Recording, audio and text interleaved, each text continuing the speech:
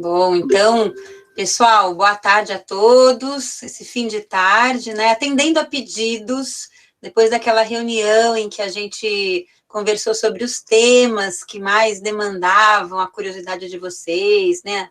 As necessidades, a gente convidou a Vânia Coelho, que é da equipe da nossa biblioteca, mas além de ser da equipe da biblioteca, tem um histórico aqui que eu vou dar uma lidinha rapidinho para vocês, para conversar, né, com a gente sobre a pesquisa nas redes, a pesquisa na internet, tá?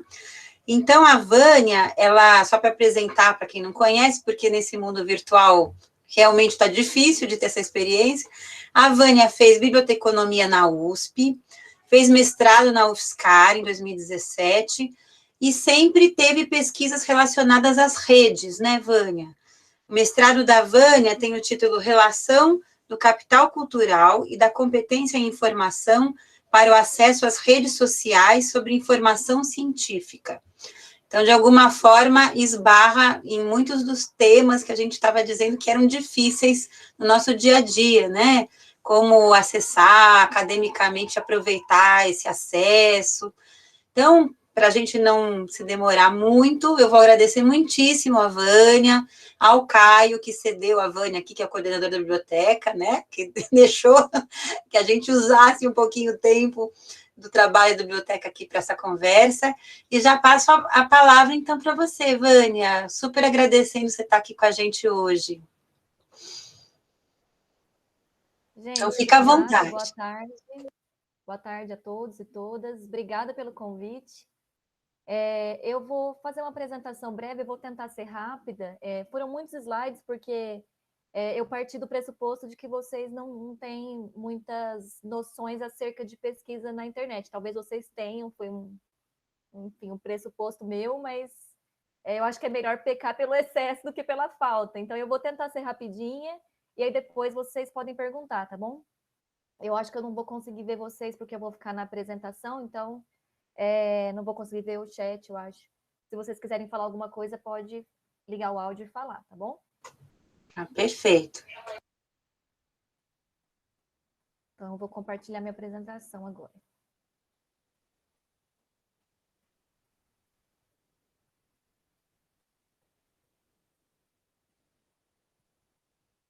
Vocês estão vendo aí?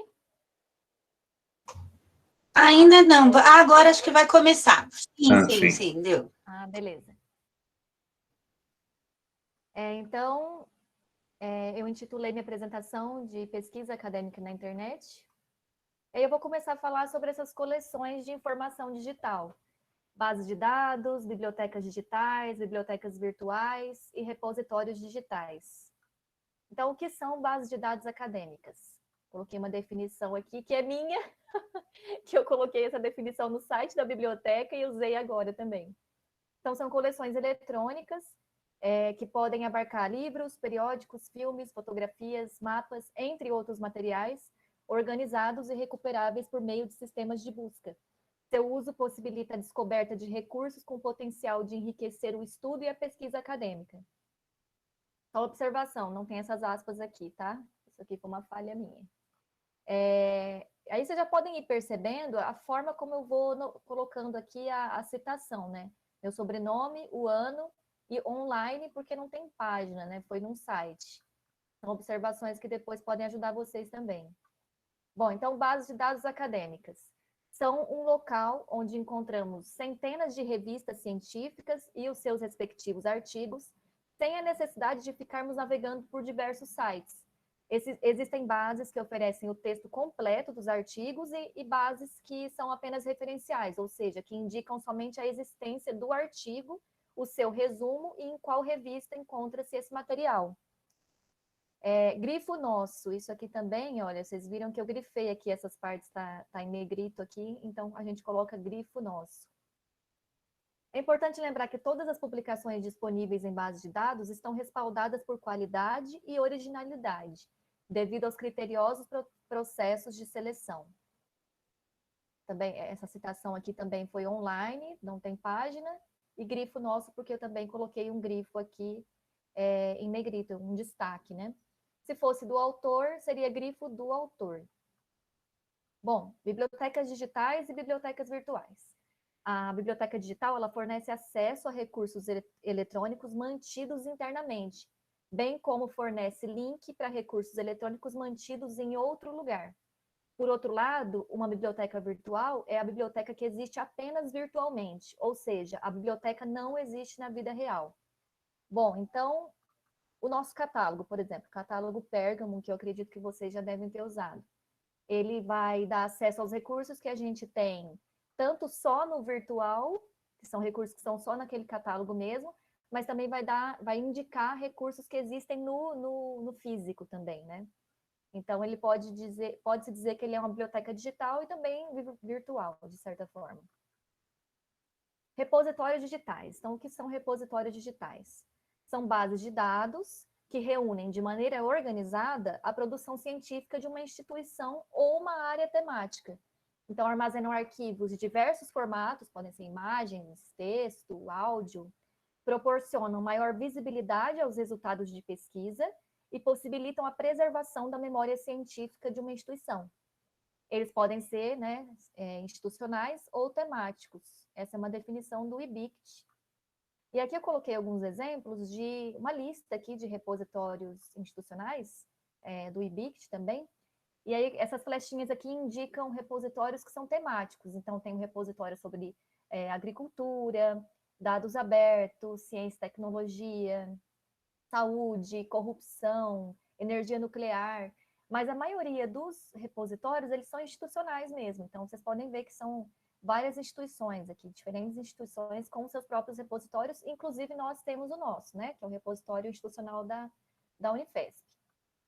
Aqui são alguns exemplos de bases de bibliotecas digitais, virtuais, bases de dados, repositório também, então tem o Pergamon, que é o nosso catálogo, Google Acadêmico, Cielo, Minha Biblioteca, que é uma base, que é uma biblioteca virtual, na verdade, que fica dentro do nosso catálogo, a JSTOR, que eu acredito que vocês conheçam, tem muitos conteúdos na área de humanas, Eble, Web of Science, como pesquisar em bases de dados. Então, essas dicas são bem importantes para quando vocês forem fazer pesquisas em base de dados. Preferencialmente, pesquisar em inglês. Nem sempre, tá? Algumas bases de dados você pode pesquisar em português e você vai encontrar muita coisa, mas em algumas, se você pesquisar em inglês, você vai encontrar muito mais. Escolher palavras-chave mais significativas e específicas. Então, você tem que conhecer quais os termos utilizados na sua área de estudos, e para isso, acessando mesmo base de dados, abrindo os artigos, vendo quais palavras-chave que os autores usam com mais frequência. Algumas bases de dados disponibilizam vocabulário controlado. Depois eu vou mostrar num slide mais para frente o que seria um vocabulário controlado, mas auxilia a você encontrar palavras-chave significativas na sua área. Explore os sinônimos. Comida favorita, prato favorito. Use as opções de pesquisa avançada. Depois eu vou mostrar mais para frente também o que seria uma pesquisa avançada. Filtros, também vou mostrar um pouquinho mais para frente. Aspas, operadores booleanos, truncagem, enfim, são recursos que se você utilizar na sua pesquisa, você vai encontrar resultados mais importantes para aquilo que você está buscando. Acesse tutoriais da base. Então, quase toda base, eu acredito que todas, tem algum campo lá de ajuda, que traz tutoriais, enfim, que pode ajudar bastante na hora de fazer a pesquisa, de usar da melhor forma aquela base. E, claro, peça auxílio à sua biblioteca. Então, esse é um exemplo de vocabulário controlado. Essa base aqui, ela se chama ERIC, é uma base muito conhecida na área de educação, e o vocabulário controlado da ERIC está aqui em cima, eu coloquei em vermelho aqui, ó, tesauros. Então, se você quer procurar por aprendizagem ativa, tá, aprendizagem ativa, active learning, é o termo correto para você pesquisar na ERIC. Se você procurar por aprendizagem ativa em português, talvez você encontre alguma coisa, mas eu acredito que se você pesquisar pelo termo em inglês que está aqui no tesauro, nessa relação do tesauros, que é o vocabulário controlado da ERIC, você vai recuperar muito mais coisas e de muito mais relevância. Agora, um exemplo de pesquisa avançada. Essa é a JSTOR. Quando você clica em Advanced Search, você vai ter essas opções aqui para fazer uma pesquisa avançada. Então, as palavras-chave, isso aqui é um operador booleano, que eu vou explicar um pouquinho mais lá para frente, AND no caso, mas você pode escolher outros também. Você pode filtrar aqui pelo tipo de material que você está buscando, pela língua, pela data de publicação, pelo journal, enfim, dá para você utilizar filtros e recursos de pesquisa avançada para aprimorar os seus resultados. Um outro exemplo de pesquisa avançada também na JSTOR é que você pode filtrar pelo journal, e eu até coloquei aqui que esse journal talvez fosse interessante para vocês, né? American Studies, e você pode filtrar, enfim, pode ter outras opções aqui interessantes para sua pesquisa. Outro exemplo de filtros, Google Scholar. Então, você pode filtrar aqui pelo tempo, né, pelo período específico que você deseja, pela relevância, pelo idioma, pode incluir citações e patentes. O Google Scholar precisaria de um treinamento só para ele, assim, que ele tem algumas funcionalidades bem legais, mas que não vai dar tempo de falar agora. Truncagem. Então, vamos lá. O que é uma truncagem? Ela é geralmente representada por algum desses símbolos aqui. O asterisco, a interrogação, enfim. Amplia os resultados da pesquisa. Por quê? Você vai recuperar palavras que têm o mesmo radical e sufixos variados, tanto no singular quanto no plural. Então, por exemplo, você vai numa base de dados e você quer pesquisar coisas relacionadas à história, enfim. Se você colocar history e o asterisco, você vai recuperar history, historic, historian, enfim, quaisquer palavras que tenham esse radical com sufixos diferentes, tanto no plural quanto no singular.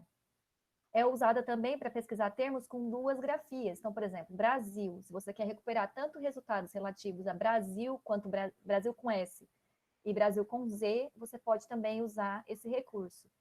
Qual símbolo vai ser da base de dados que você está pesquisando, já é uma especificidade que você vai ter que ver caso a caso, né? Cada base de dados tem a sua. A maioria, assim, das que eu conheço, usam asterisco. Então, operadores booleanos. O que são esses operadores booleanos? Eles podem tanto ampliar quanto restringir os seus resultados. O AND, por exemplo. Essa figura aqui é muito legal, dos emojis aqui. Tem a carinha, né, que está com frio aqui, mas não está congelada. Só que se você pesquisar essa e o bloquinho, e o negocinho de gelo aqui, vai vir a carinha congelada. Ou seja, o AND ele vai acabar restringindo mais, porque ele só vai trazer resultados que tenham aquelas duas palavras juntas. Então, vou dar um exemplo para vocês. American History, né? Se você quiser saber a história da América, você vai colocar American and History, e aí só vai vir resultados relativos à história da América.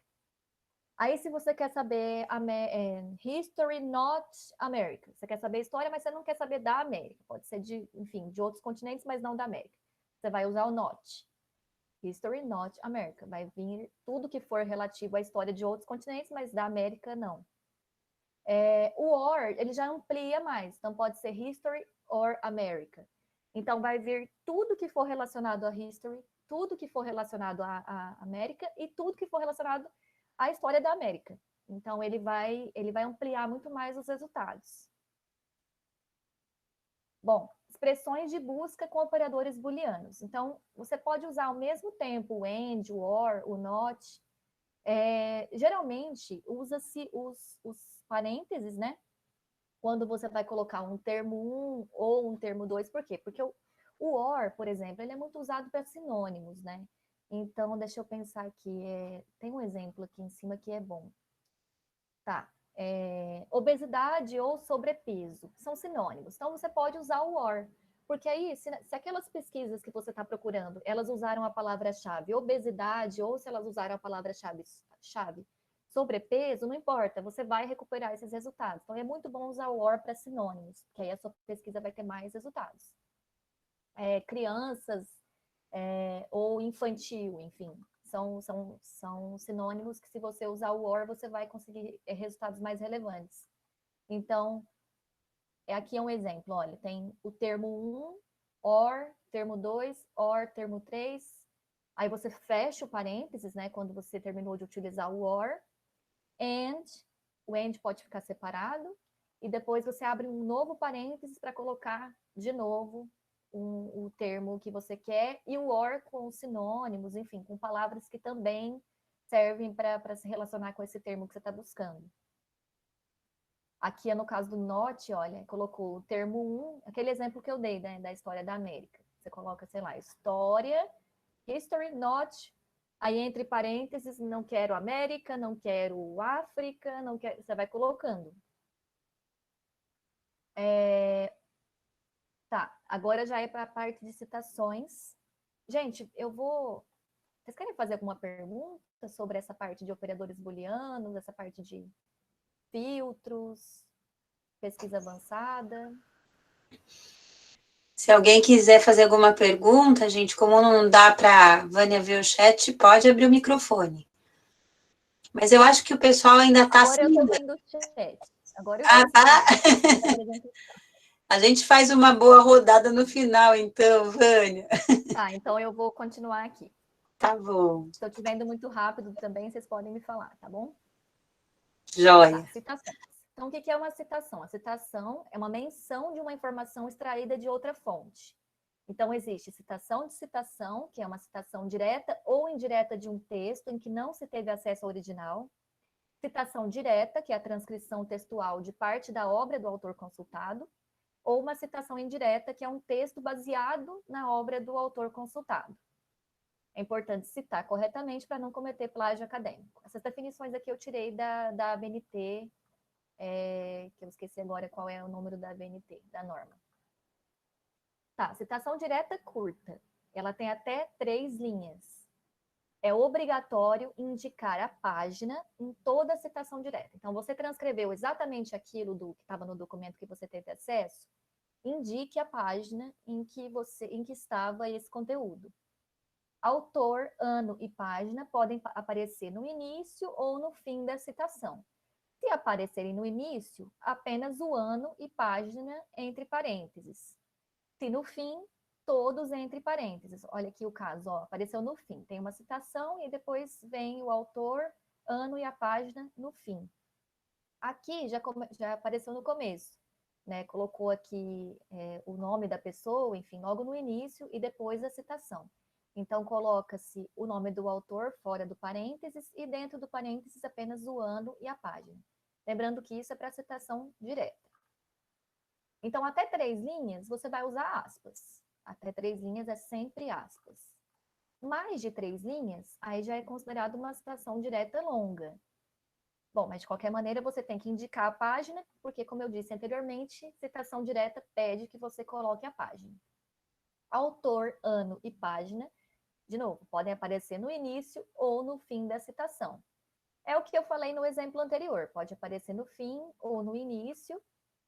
Só que no caso da citação direta longa, que é a que tem mais de 3 linhas, você vai utilizar o recuo à esquerda, de 4 centímetros, e não vai utilizar aspas, nesse caso.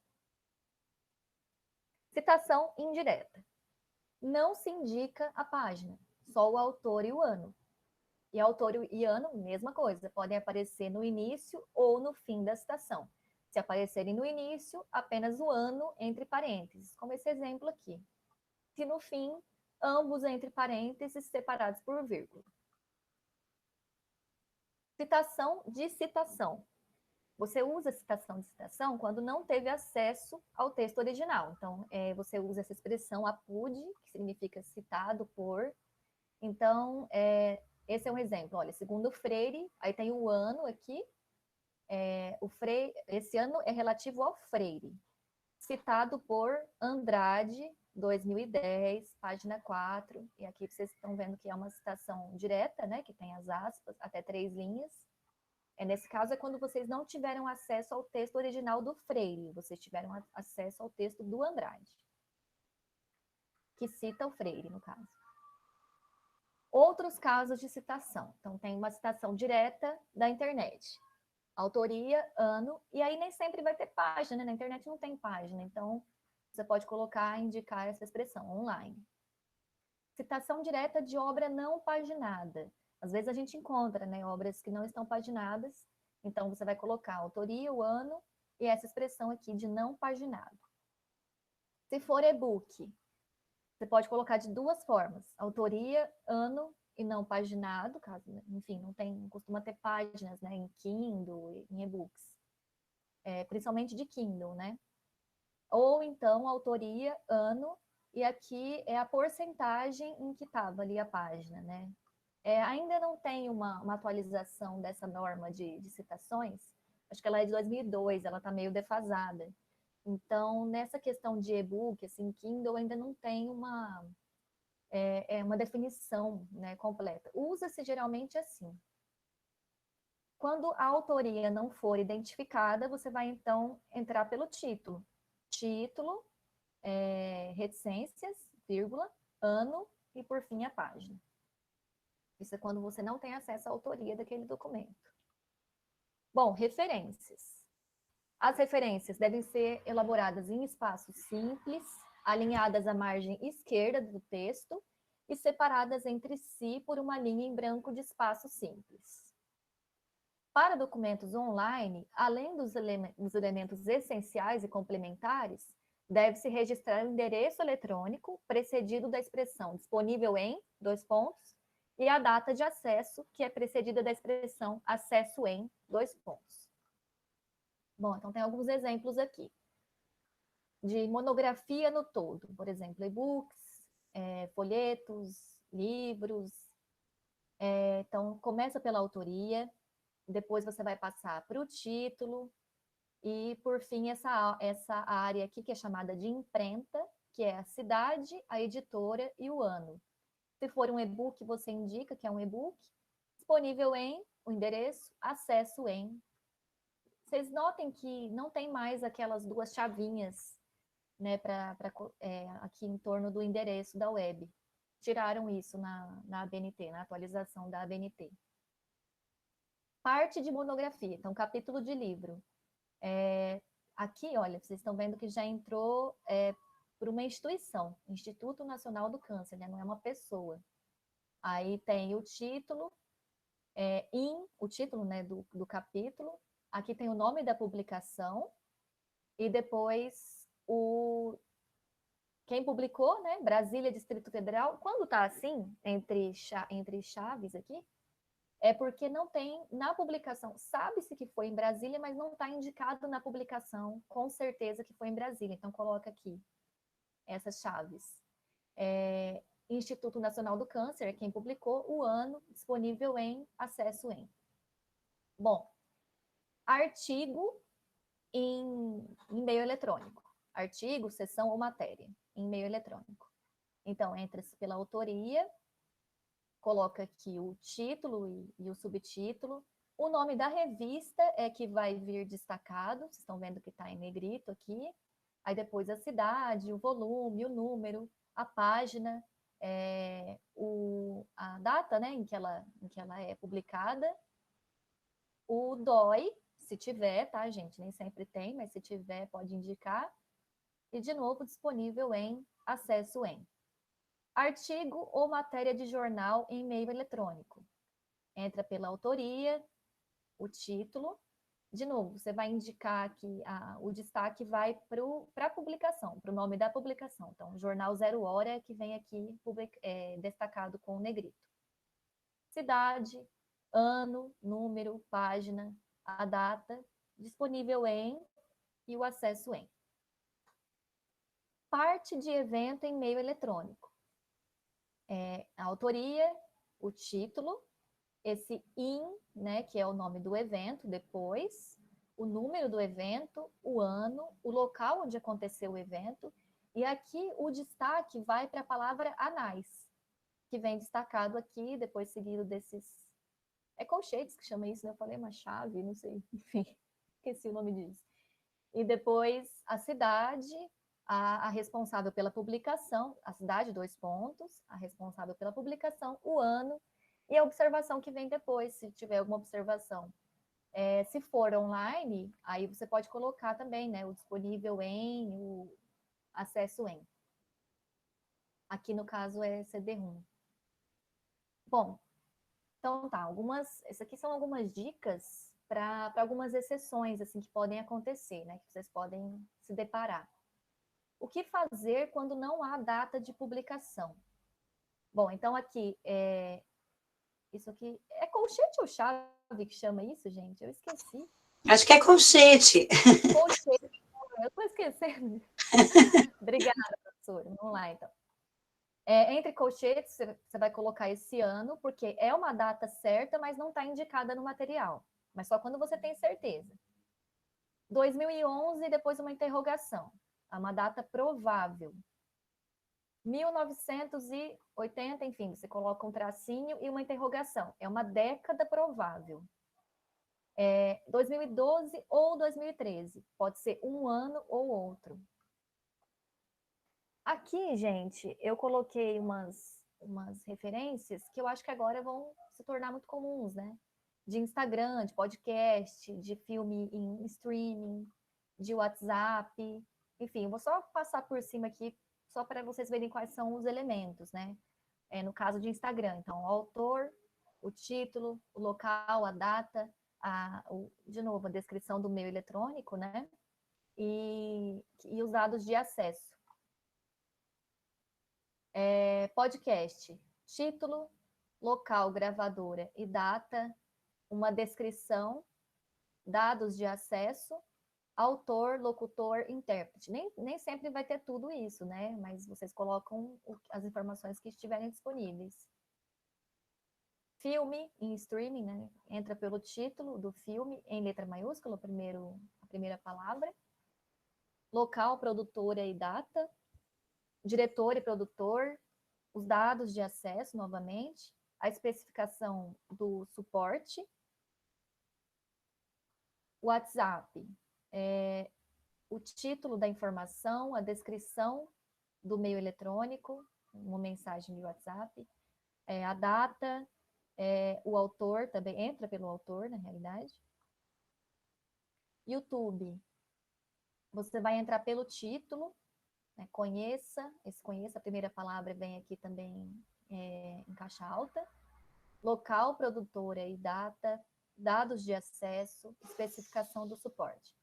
Tudo isso, gente, eu vou mandar para a professora a apresentação, então vocês vão ter acesso depois, tá bom? Porque não vai dar tempo se a gente ficar olhando cada coisinha, cada detalhezinho aqui.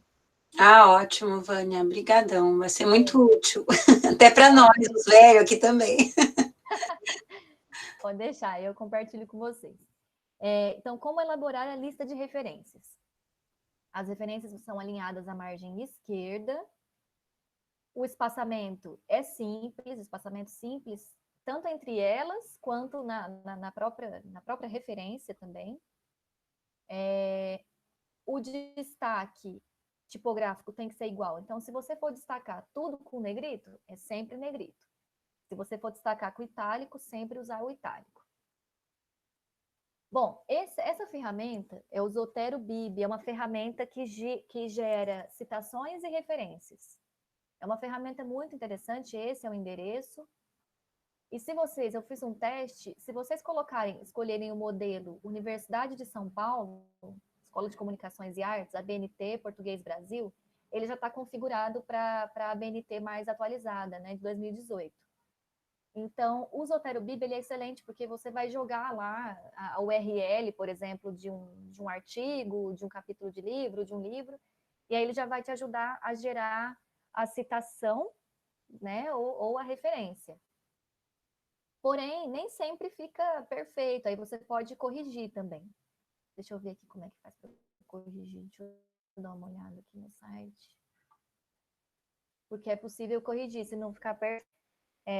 Na hora que você gera a citação, isso. Então, assim, você vai pegar a URL de um site, aí você coloca aqui nessa caixa aqui branca, clica aqui em citar, e aí depois vai gerar aqui embaixo a referência.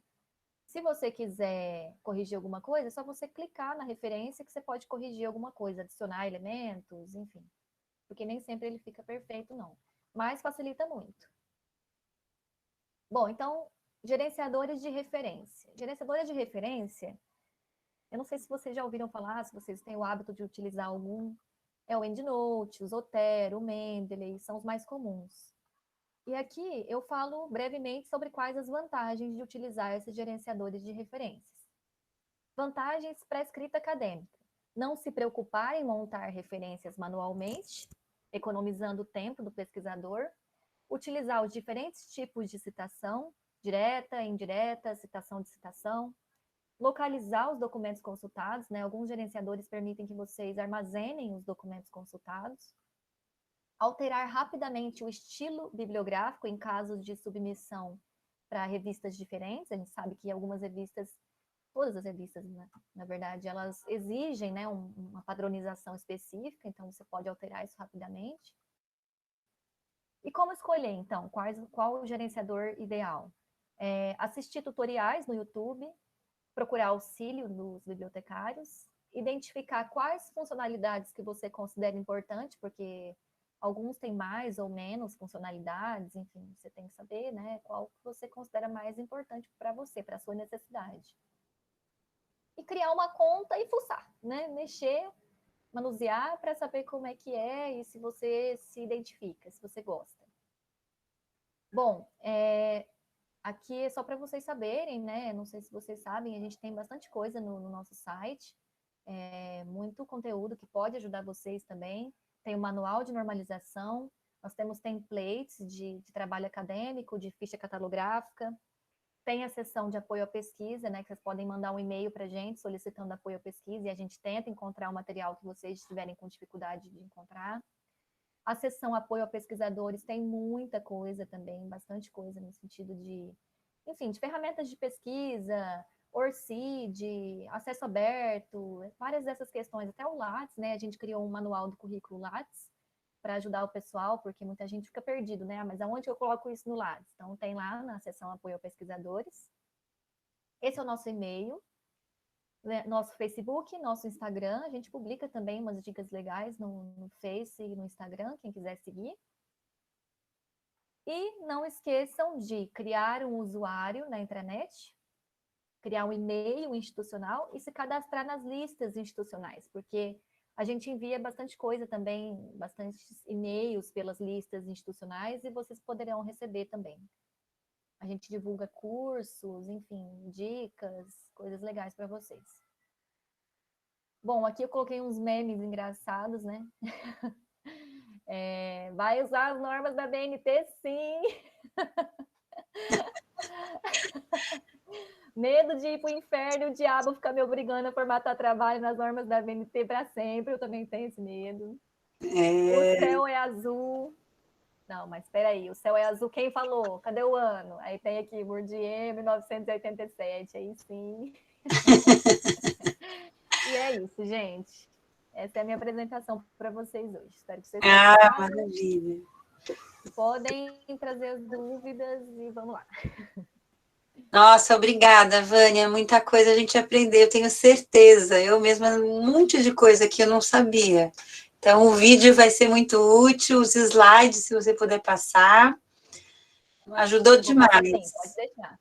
Já tem dúvida aqui, a Juliana no chat. Se você quiser dar uma lidinha, ela está com uma dúvida de como citar periódico, quando ela não sabe a data. Não sabe a data. Não tem certeza da data, se ela usa a interrogação. Sim. Isso, se você tem certeza que é essa década de 70, você pode usar assim mesmo, desse jeito que você colocou. Tá. Alguém quer fazer mais alguma pergunta para a Vânia, gente? Aproveitar para tirar alguma dúvida. Temos aqui ainda um tempinho. Bom, posso perguntar aqui? Opa, com certeza. Tudo bem, Vânia? Nossa, muito obrigado, foi sensacional. Tem umas coisas aqui, essa coisa de gerenciador de referências, não sabia que existia isso, só uma mão na roda, como assim, né? Super. E essa coisa da truncagem eu também não tinha a menor ideia que você podia pesquisar a partir desses símbolos, né? Fantástico, abriu um horizonte novo. Eu já estou preso no computador, vou ficar ainda mais. Eu fiquei pensando aqui, né? Primeiro a questão das palavras-chave, né? Como a gente não tem, como elas são tão fundamentais para a gente pesquisar e como na nossa produção a gente não se preocupa com isso. Como a gente é displicente com a criação das palavras-chave dos nossos resumos de artigos, de monografia, de dissertação, né? E a gente precisa, de alguma maneira, tomar consciência disso, né? Do papel que essas palavras têm para que a gente seja encontrado, inclusive os nossos textos sejam encontrados na rede, né? Porque eles são, digamos, um instrumento elementar de pesquisa, né? E aí, quando você estava comentando da questão do inglês, né, de você usar o inglês para as pesquisas, quer dizer, mesmo quando você produz o seu texto em português e ele vai para um banco desses, o seu texto, as suas palavras são traduzidas para o inglês, é isso? Então, quer dizer, você pesquisando em inglês, você vai encontrar, inclusive, os seus textos em português, é isso ou não? Estou equivocado nesse processo. Ou você só amplia o universo de textos? Geralmente, quando você vai submeter um artigo, um trabalho para periódicos, assim, você coloca já lá as keywords. Nos abstracts, né, nas traduções. E aí, então, eu acho que também é isso, assim, não é nem que eles traduzem, eu acho que você já coloca as palavras-chave em inglês, então elas serão utilizadas nessas bases. Perfeito. Mas o inglês predomina nessas bases mesmo. Então, geralmente, para você ter melhores resultados, pesquisar em inglês é fundamental. Perfeito. E as palavras-chave, geralmente, isso é verdade, isso que você disse, assim, os pesquisadores não costumam se atentar muito a isso e talvez receba menos citações por isso, né? Porque na hora de recuperar, as pessoas que teriam interesse no seu trabalho não conseguem recuperar, né? Vânia, fala, Zeca, fala. Não, eu ia te perguntar, uma pergunta meio tola aqui. Nesses processos digamos, de organização das bibliotecas virtuais, a biblioteconomia se alterou, assim? Quer dizer, você teve que criar novos critérios de catalogação em bibliotecas virtuais, ou você continua mantendo os mesmos padrões de catalogação de material? Porque a biblioteca, pelo que eu entendi, a biblioteca digital, ela é, na verdade, uma biblioteca física que tem a sua página digital, seu catálogo digital. E a biblioteca virtual, ela só existe na virtualidade. E aí os critérios de catalogação disso nas bibliotecas virtuais, eles seguem o mesmo padrão ou eles têm padrões muito específicos? Porque você, em determinado momento, você comentou lá, citando um tal de Barreto, né? Que os processos de colocação são criteriosos processos de seleção. E aí eu fico pensando, quais são esses criteriosos processos de seleção? Então, por isso que a minha dúvida em relação a esse... Bases de dados, né? Para as bases de dados. Então, geralmente, se você pesquisa numa base de dados de renome, o material que está ali não é qualquer material, né? Ele passa realmente por um critério que eu desconheço, eu não tenho muita noção desses bastidores, assim, das bases de dados, né? Eu também não trabalho com catalogação, então tem os meus colegas que trabalham com catalogação que poderiam te responder melhor. Eu trabalho com referência e tal. Mas, olha, eu imagino que sejam diferentes, assim, em certa medida, na hora de você escolher os termos ali que vão descrever aquele material. Em certa medida, talvez possa ser diferente, mas não muito também. Porque o que você vai fazer? O que é um catalogador? Um catalogador faz um trabalho intelectual de analisar aquele material, ver quais termos descrevem aquele material, né?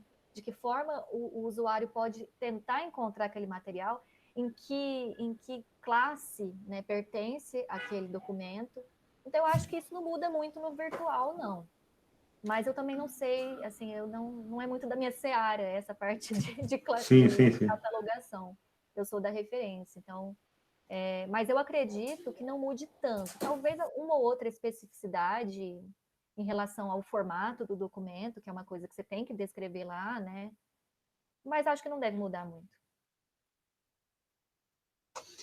Vânia, eu tenho uma curiosidade, queria mais saber sua opinião, assim, porque, em geral, quando o aluno começa a pesquisar, a gente dá umas dicas, que é lá de 1900 e bolinha, e que é assim, olha, pesquise primeiro as teses e dissertações publicadas no Brasil. Então, para isso tem o repositório da CAPES, né? A CAPES concentra todas as teses, todas as dissertações, pode ir lá. Tem os das principais universidades, então eu peço para olhar. E depois você refina pesquisando nesses sites que são mais amplos, né? tipo JSTOR, o mesmo Google Scholar em inglês, tal. Você acha que esse procedimento atualmente ainda é válido? Ou é melhor já ir para esses sites mais amplos, para que o aluno tenha um volume, talvez, enfim, mais, de uma vez mais expandido, né? Você acha, se você fosse pesquisar, você faria de que jeito? Deixa eu pensar. Bom, eu acho que é interessante a gente partir dos clássicos, né, dos autores que são obrigatórios naquela área, né? Eu acho que partir também dos trabalhos nacionais é uma coisa que facilita, até para você, para a leitura mesmo, para você dar o pontapé inicial ali, você conhecer os autores que aquela pessoa está citando, talvez você não conheça alguns, aí você olha, opa, parece que isso aqui é legal, e aí vai descortinando, né? Vai abrindo novas possibilidades, assim, a partir disso. Mas eu acho que sim, professor, acho que pode ser assim, acho que não tem muito uma regrinha, sabe? Acho que vai depender muito da facilidade que essa pessoa já tem com a área, né? Então, se ela já conhece bem a área, ela vai saber já ir nos pontos mais importantes, assim, né? Ir naqueles autores que são mais importantes, até os autores, assim, que estão na vanguarda ali, né? Enfim, participar de eventos, acho que auxilia nisso, ler artigos, né? Para você conhecer quem é que está falando sobre aquilo que é do seu interesse, né? Quem são os clássicos e quem está na vanguarda, quem está mais. Enfim, mas eu acho que vai depender muito da base que essa pessoa já traz em relação à área. Acho que é um bom caminho também, começar pelos nacionais. Acho que facilita e depois você vai. Porque, às vezes, se você for direto numa base de dados, tipo Web of Science, jogar o tema lá, vai aparecer tanta coisa, você pode ficar até assustado, né? Então, conhecer, talvez, antes alguns trabalhos nacionais, ajude a filtrar na hora que você for fazer a pesquisa numa base de dados. Inclusive, quando você for para a base de dados, você já vai estar mais seguro de quais termos utilizar. Ah, esse termo aqui é muito utilizado nos trabalhos, então eu vou procurar por esse termo, né? Eu acho que é um bom caminho também. Ah, então tá joia. Temos mais uma perguntinha aqui da Amanda. A Amanda está perguntando: quando vamos citar algo em outro idioma, podemos traduzir? Como indicar na nota? Sim, e tradução nossa também. Pode colocar. Tipo, eu coloquei o grifo nosso lá, você pode colocar a tradução nossa. Pode sim. Tem uma dúvida que é muito comum de quem estuda os latino-americanos, que é, nos países hispânicos, o sobrenome é citado de uma forma diferente aqui no Brasil, né? Então, Vargas Llosa. Então, lá eles usam Vargas. Quando a gente vai fazer a nossa bibliografia aqui, você sabe se a gente precisa manter essa fidelidade ao original ou a gente abrasileira e põe o Llosa, né? Sei lá. Você tem alguma dica? Eu acredito que possa citar Vargas Llosa mesmo. Acredito que não vai dar problema, não. Mas aí teria que consultar a BNT. Não tenho certeza disso. Teria que Tá consultar a joia. norma de citações. Tá bom. A gente pode tirar essa dúvida depois, né? Porque é comum. É comum. E-mail, depois eu confirmo que agora eu não sei. Não sei realmente. Por causa do teu sobrenome, né? O apelido vem do pai e da mãe, né? Então nos países hispano-hablantes, você tem os dois nomes, né? E eles ficam bravos se você só coloca o último nome, como a gente faz aqui, né? A gente só coloca o último, né? Eles pedem para você colocar os dois últimos. Mesmo aqui, quando é, sei lá, filho, né? A gente coloca junto, não separa, né? Então, acho que é possível deixar junto mesmo. Talvez seria o ideal. Na dúvida, talvez seja melhor manter como está no original, né? É o que eu acabo recomendando também. Não vamos complicar muito. O que mais, pessoal? Vocês viram que nos slides da Vânia tinha muitas dicas de nomes desses buscadores, dessas bases, que eu não sei se vocês já conheciam, né? JSTOR e outras tantas, que nem eu estou tão acostumada. Então, vai ser legal que depois vocês aproveitem esses nomes que estão ali para ir ticando, né? Para, na hora de fazer a pesquisa, ter certeza de que passou por esses principais buscadores aí para fazer uma pesquisa de fato bem alargada, né? Alguém tem mais alguma questão, algum enigma no seu projeto para desvendar? Uma curiosidade que eu também não sei se existe isso, Vânia, mas se por acaso eu quero pesquisar, vamos supor, o México, e eu não tenho ideia de quais são os principais repositórios que existem lá, né? Existe algum lugar, algum site que me indique quais são os principais repositórios de cada país? Ou isso seria um sonho estrambólico? Eu já recebi um e-mail nesse sentido, assim, uma pessoa que queria saber as principais fontes de um determinado país. Eu pesquisei no Google, encontrei um site que era tipo um site nacional, assim, daquele país que indicava.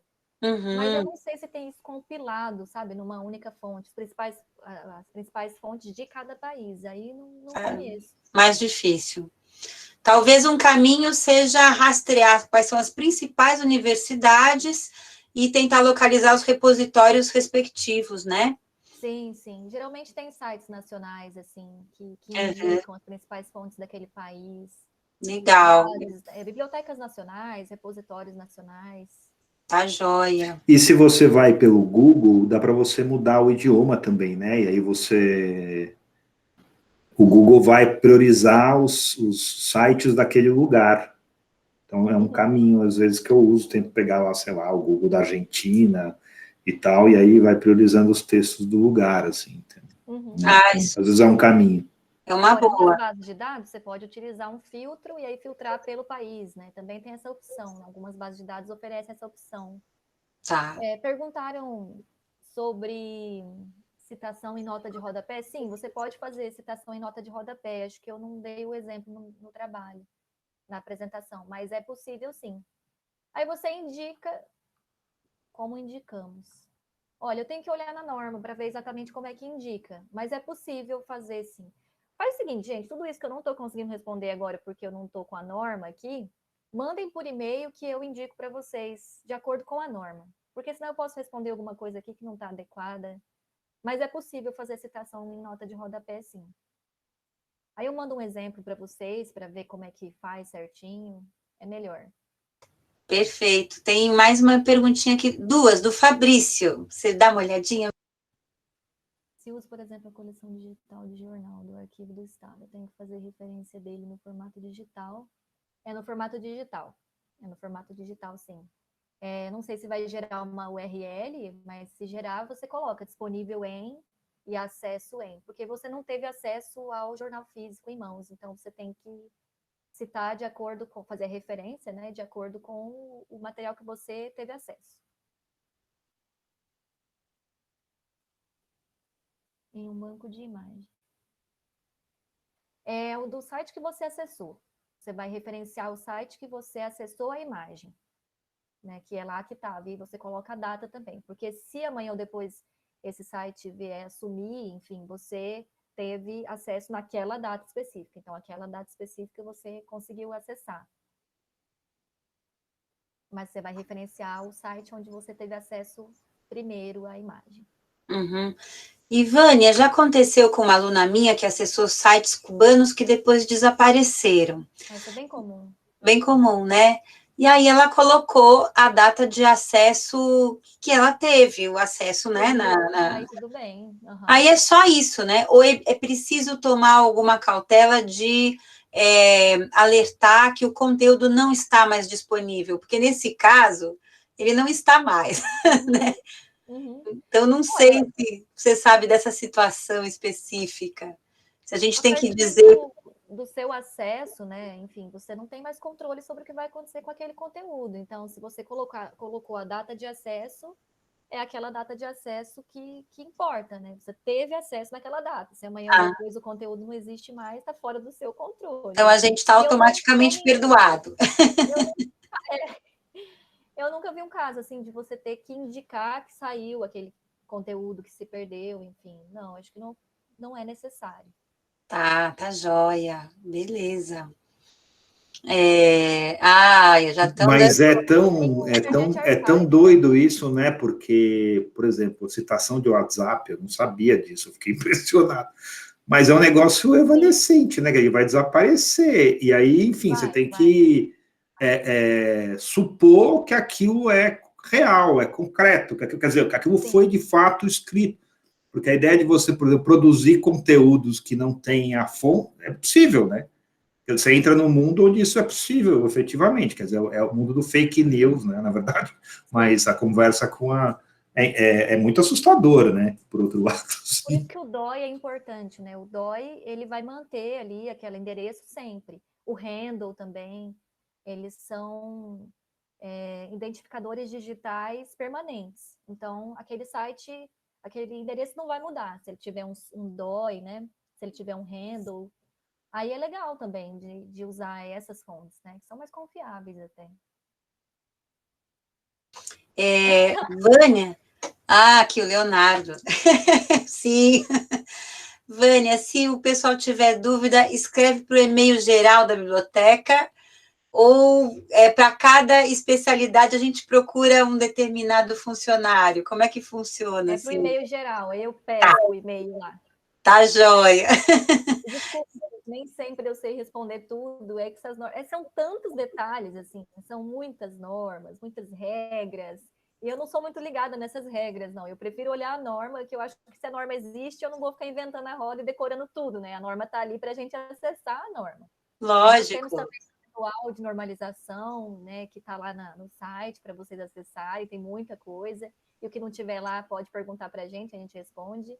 Enfim, eu não sou essa bibliotecária muito decoradora de normas. Não, é impossível, é impossível. Mas você já deu um mapa, assim, enorme, maravilha. E eu percebi que você citou algumas vezes a biblioteca da ECA. Queria recomendar para o pessoal que trabalha, tem gente aqui trabalhando com filme, com fotografia, e tem os modelos de fichas técnicas direitinho para citar cada tipo de fonte lá, bem completo. Então, ótimas essas dicas que você deu. E, bom, temos mais perguntas. O Álvaro fez um comentário. Tem um hábito na IC que é de baixar. Ah, sim. Legal. Hoje em dia a gente precisa um pouco que copiar mesmo, né? Esse conteúdo que é importante para não ficar na mão. Tem razão. E os gerenciadores de referência, né, que eu falei para vocês, eles são excelentes para você gerenciar ali os recursos, os livros, os artigos, tudo que vocês quiserem salvar, dá para salvar neles, é bem legal. Eu soube que, inclusive, tem um aplicativo que organiza os seus PDFs do computador, né? Chega a esse ponto. Em ordem alfabética, como se fosse uma biblioteca. Maravilha, a gente precisa aprender. Não, né, gente? Imagina. Precisa correr atrás, né? Vamos que vamos. Então, Amanda, foi um rapaz que deu uma palestra na pós. Eu fiz anotações, porque eu fiquei maravilhada. É uma coisa que você instala no computador e todos os PDFs, ele não só organiza, como ele vai fazendo paralelamente aquilo que a Vânia mostrou, né? Deve ser também um guia de referências. Então, ele vai listando para você, como se você tivesse toda a sua biblioteca numa lista, assim, em ordem alfabética. É um primor. Eu vou ver se eu recupero e mando para vocês também no Zap do Lapa, tá bom? Eu não tive coragem, eu achei tão magnífico, eu não tive coragem de experimentar. Falei, vai que revoluciona todo meus arquivos aqui. Fiquei com medo, mas eu acho que dá para arriscar, sim. Mas aí a gente tem que salvar direitinho, né? Pois é. Não dá para salvar aqueles PDF que vem com número, com um monte de underline, aquela zoeira toda. Então. Mas foi como a Vânia disse, né? Nem sempre faz tudo corretamente. A gente tem que ainda ter esse poder. Tem que ter esse cuidado ainda. Verdade. Mas olha, foi ótimo, Vânia. Foi sucinto e ao mesmo tempo super denso. Parabéns. De repente a gente vai alugar você em outros anos, em outras circunstâncias. Nós gostamos muito. Bom, obrigada. E a gente vai encerrar, pessoal, porque nós temos hoje, como a gente já tinha até anunciado no começo, a palestra de abertura do nosso ano letivo, é mais ou menos isso, né? A aula inaugural, com o Sidney Chalub. Então, em breve a gente vai entrar em contato para avisar do próximo encontro do Lapa, que vai ser uma conversa com o autor, né, Zeca? A Tânia Garcia, que já aceitou, ela é professora da Unesp. Isso. E a gente acho que vai fazer em agosto, que é quando ela tem mais disponibilidade, tá bom? Mas em breve a gente dá notícias aqui. Pessoal, se alguém não tem mais nada a dizer, né, a gente então manda um abraço para todo mundo. Obrigada pela presença. Até a próxima. Vou mandar um slide para você, professora, tá bom?